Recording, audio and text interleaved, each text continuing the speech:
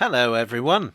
Once again, I find myself on the Greenford branch for about the third time in a month. This time, though, it wasn't my idea. I was invited by Great Western Railway. The reason being they have finished testing their battery-powered train, and yesterday was the moment of truth. Now, I talked about this last year when they began the tests, but to recap briefly, this is a Class 230, and if you think it looks a little unaerodynamic and old-fashioned, that's because it is actually a refurbished D-stock underground train. I don't have any footage of D-stock, but here's C-stock, which is nearly the same thing. But the really important part is what's been put into it, namely fast charge battery technology. This is being investigated by GWR as an alternative means of powering rural branch lines, which at present are largely operated using aging diesel units. The reasons for wanting a change are obvious.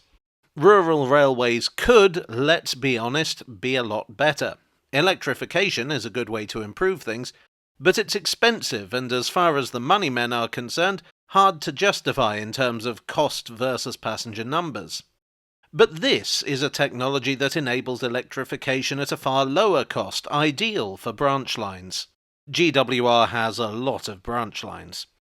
There's also the question of the environment. Policy is to try to eliminate diesel passenger trains by 2040.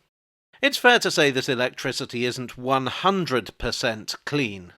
You do have to generate it after all, but a diesel train on this line produces approximately 960 kilograms of carbon dioxide versus 235 kilograms per day for these battery units. With renewable energy sources, it's estimated that this could be reduced to as little as 26 kilograms.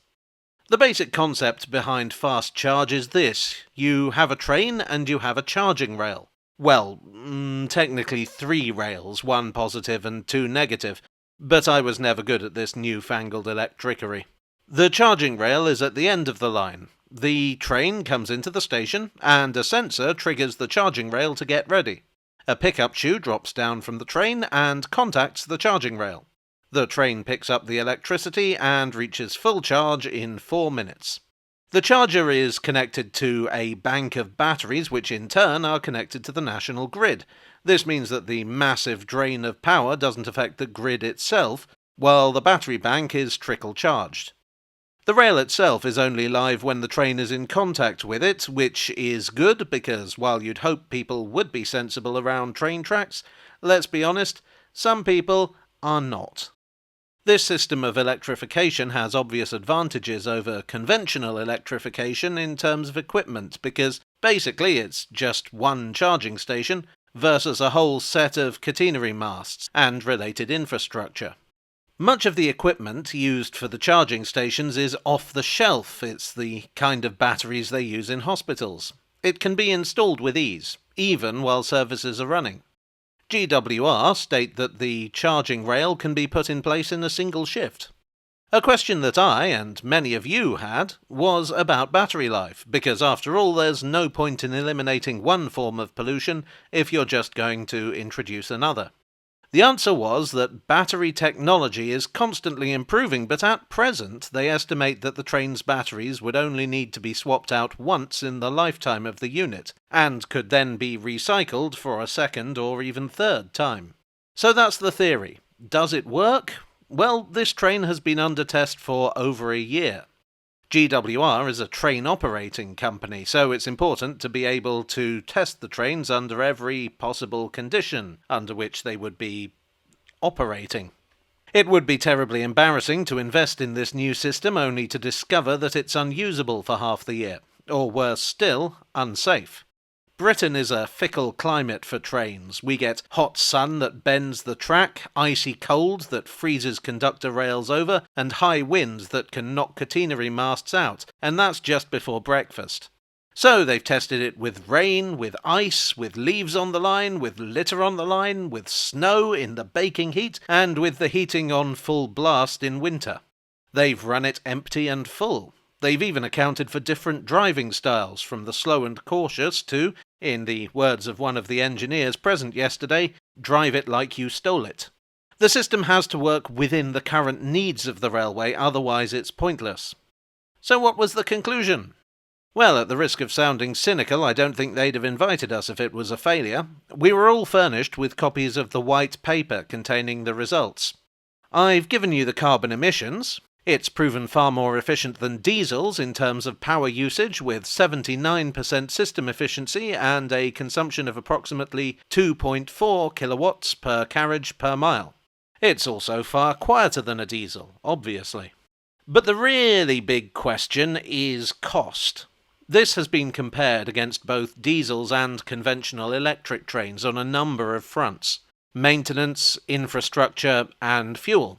Different trains performed differently on different fronts. Diesels were more expensive on fuel and maintenance, but were cheapest on infrastructure.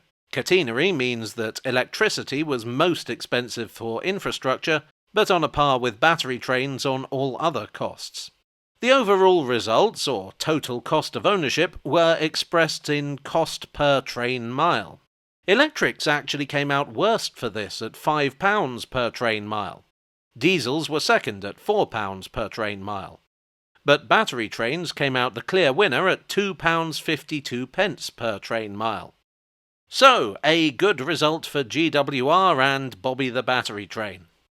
I call it that. What next? Well, apparently this train is not actually going to go into regular passenger service, which is a shame because it's a pretty nice train. It has disabled access, it has wide corridors between coaches, it has a toilet, it has comfortable seats, it has this cool hologram thing on the side, it even has charge points. Apparently you cannot plug the train into itself and thus get perpetual motion, I checked. It has air conditioning, but that wasn't working yesterday. Don't talk to me about suffering for your art. But the fact that the equipment could be fitted into a 40-year-old train is another attractive cost saving. They do say that this retrofitting is not possible with all diesel units. Diesel hydraulics couldn't be converted, but diesel hydraulic engines are basically extinct in this country outside of heritage railways. Ironically, the Western region was the only part of the British Railways network that made much use of them. Still, for diesel electrics and conventional electrics, it's green signals all the way. GWR explained that they are figuring out how to best use this technology. The Greenford branch is a 5-mile round trip, 2.5 miles each way if you're counting. But the battery has shown a possible range of at least 80 miles. This opens up an enormous range of possibilities for unelectrified lines. GWR has many branch lines. Short ones like Henley and Loo are obvious recipients, but it could be used on the 40-mile line from Exeter to Barnstaple. Charging points can be installed along the route to increase range even further. It is possible, though not quite so efficient, to charge trains from overhead wires. One of the big problems with the GWR network is that it's unelectrified west of Newbury. But by combining partial electrification with fast charge technology, it may offer a means of electrifying main lines at a low cost. Other train operators have expressed an interest in this technology, so who knows where it will end up. I know it's going to sound like I'm shilling for GWR, so let me just say that I have not been paid, compensated, coerced, or anything like that, in my opinion. Nor do I have any personal or professional connection to GWR or any related entity. I am, however, a pro-rail person, and anything that encourages investment in rail and thus encourages people onto the trains is something I'm in favour of. So let's just say that I want this to work. And so far, it's looking good. Well, I hope you enjoyed this video. If so, please do leave a like and consider subscribing for more. I would like to thank GWR for inviting me, and their staff for being very helpful and informative no matter how stupid my questions were. I would also like, as ever, to thank my donors on Ko-fi, on Patreon, and here on YouTube for your generous support. You are the partial electrification to my unelectrified main line. And I will see you all again very soon. Cheerio.